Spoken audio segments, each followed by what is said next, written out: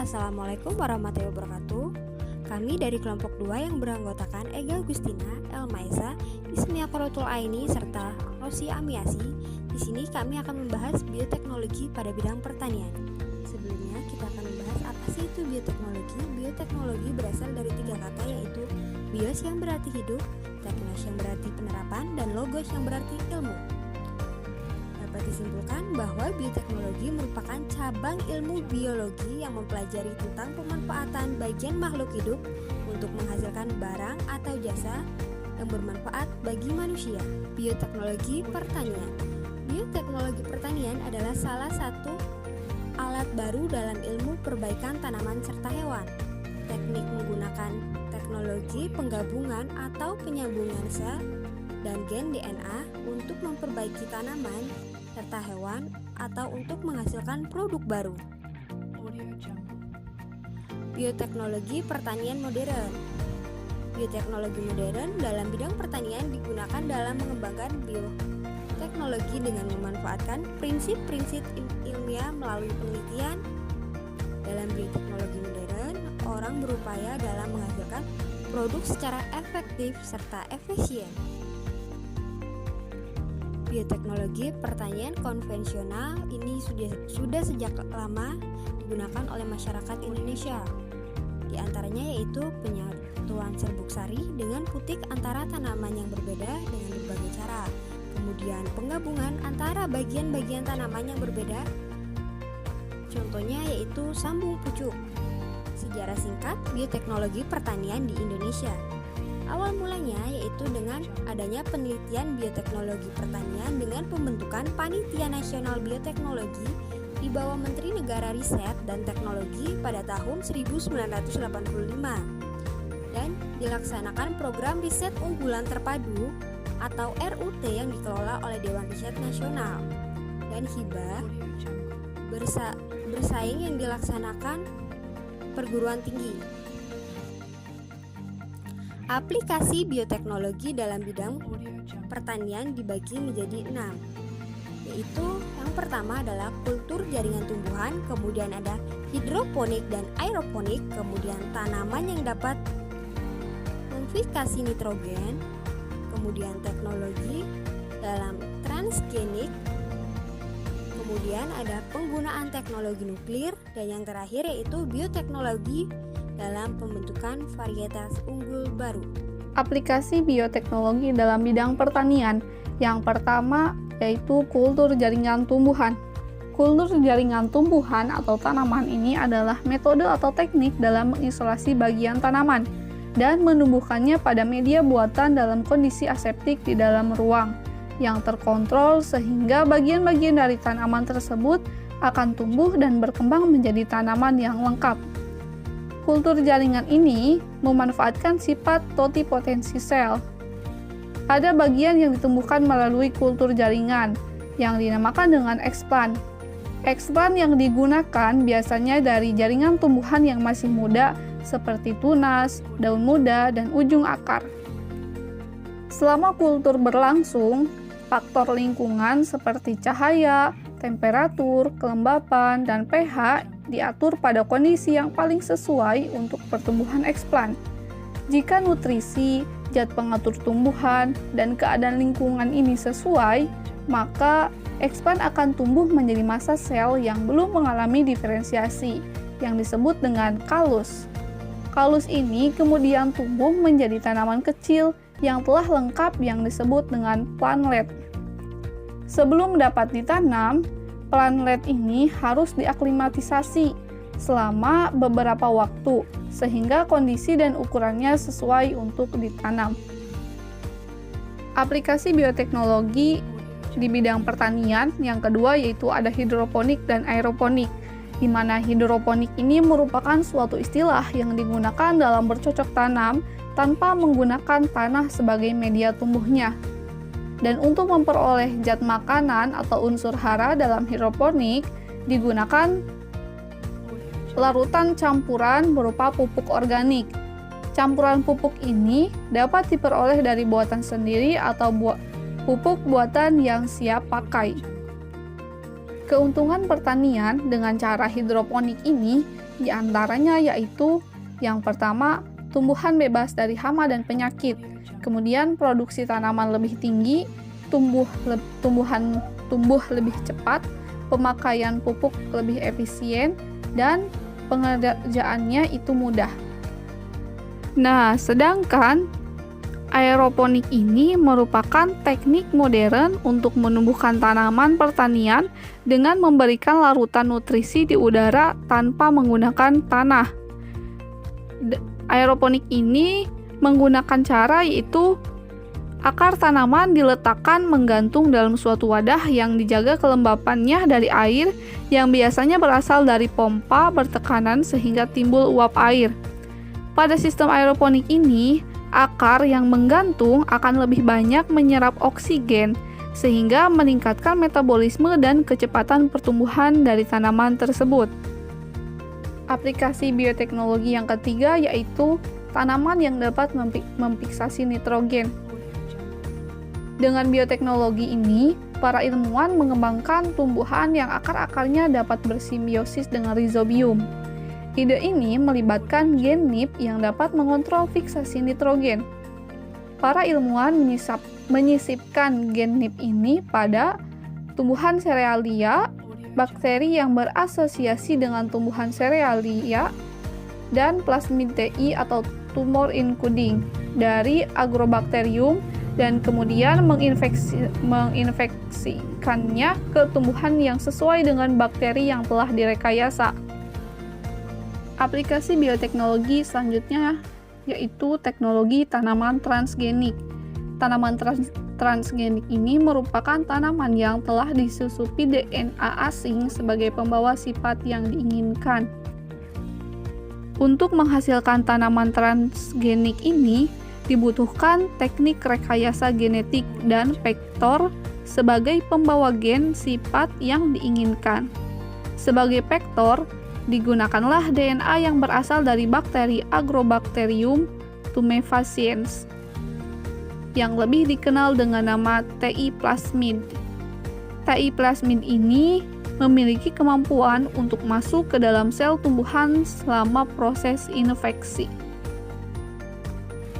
Teknologi transgenik ini telah dilakukan pada beberapa tanaman pertanian, contohnya yaitu jagung, kapas, tomat, padi, kedelai, dan pepaya. Pada kedelai telah dimasukkan beberapa gen yang menyebabkan variasi pada tanaman kedelai tersebut. Kemudian pada tanaman jagung juga telah dimasukkan gen KRI dari Bacillus thuringiensis atau disebut dengan jagung BT. Yang kelima yaitu penggunaan teknologi nuklir. Teknologi nuklir ini menggunakan unsur-unsur radioaktif yang dapat memancarkan sinar radioaktif. Salah satunya yaitu manfaat dari radioaktif seperti sinar gamma, di mana sinar gamma ini berguna untuk pemuliaan tanaman, yaitu dengan meradiasi sel atau jaringan sehingga akan terjadi mutasi, yaitu terjadinya perubahan jumlah kromosom atau gen yang terdapat dalam inti sel dengan tujuan agar menghasilkan atau memiliki keturunan dengan bibit unggul. Tanaman hasil mutasi ini bersifat poliploidi sehingga dapat memberikan hasil yang lebih tinggi. Misalnya, cepat berbuah, tanaman tersebut buahnya lebih besar, dan bahkan tanaman tersebut tidak berbiji. Kasih selanjutnya yaitu untuk pembentukan varietas tanaman unggul baru. Nah, teknik-teknik bioteknologi juga dimanfaatkan untuk membuat jenis tanaman lebih unggul gitu. Hal ini diperlukan karena ya agar bisa mencukupi kebutuhan pangan yang kini kita ketahui terus meningkat gitu. Sedangkan luas lahan pertanian jadi cenderung menurun dan diharapkan ini tuh mempunyai produktivitas yang lebih baik. Nah, sebagai contoh nih, nilai tambah pada beberapa tanaman unggul yang telah dikembangkan diantaranya ada peningkatan kandungan nutrisi pada tanaman pisang, kemudian peningkatan rasa pada tanaman tomat, cabai, kemudian peningkatan kualitas produk juga pada pisang, cabai, stroberi, dan juga ada agar mengurangi reaksi alergi pada tanaman polong-polongan. Ya, ini dibuat si kandungan protein yang menyebabkan alergi itu lebih rendah. Selanjutnya ada kandungan bahan khasiat obat seperti tomat yang kandungan lisopennya itu lebih tinggi sebagai antioksida untuk mengurangi kanker, juga tanaman yang mampu memproduksi vaksin, dan juga tanaman yang mempunyai kandungan nutrisi yang lebih baik untuk pakan ternak. Oke, selanjutnya itu manfaat bioteknologi di bidang pertanian.